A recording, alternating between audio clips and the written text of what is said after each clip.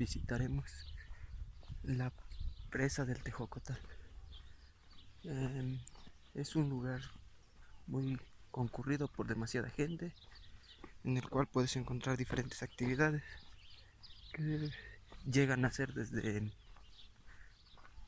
puedes ir en lancha, hay atractivos de comida, de vinos, también puedes montar a caballo, cuatrimoto. Es un lugar muy interesante, el cual les quiero mostrar. Y con la intención de fomentar un poco el turismo para que salgamos a conocer, no sé, Hidalgo nosotros, nuestro estado de Hidalgo que tiene demasiadas cosas por visitar y mostrar.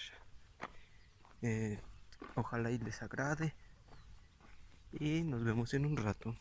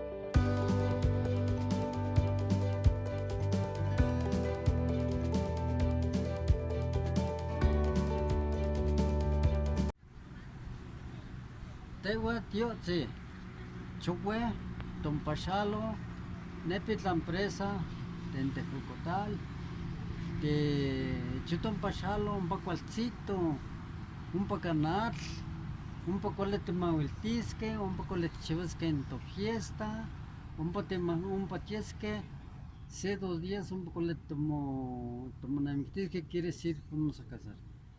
Y una fiesta, nomás ustedes traen lo nada, Sanskal Mikilika ni lo nada, o nunca nada como chivilis que en fiesta, o no, más que tiene me hecho feliz, quiere decir nadie le dice algo. Entonces, nomás ustedes, te voy a decir cuál Mikilin cerveza, cuál Mikilin de titlacuasque, quiere decir de comer, y un patetiesque, un pacualetimito, que quiere decir vamos a bailar. Ahora, ¿qué dijo? Que visitemos la presa del Tejocotal y qué bárbaro. Xualmica canisish unca nisi cuale namica timisca nan cualmiquilisca y namacasatsi de campaña nisi cuale nan que mutalilisca unca xmutalilica ca vigilancia para cuidar pues quiere decir hay vigilancia para que les cuide.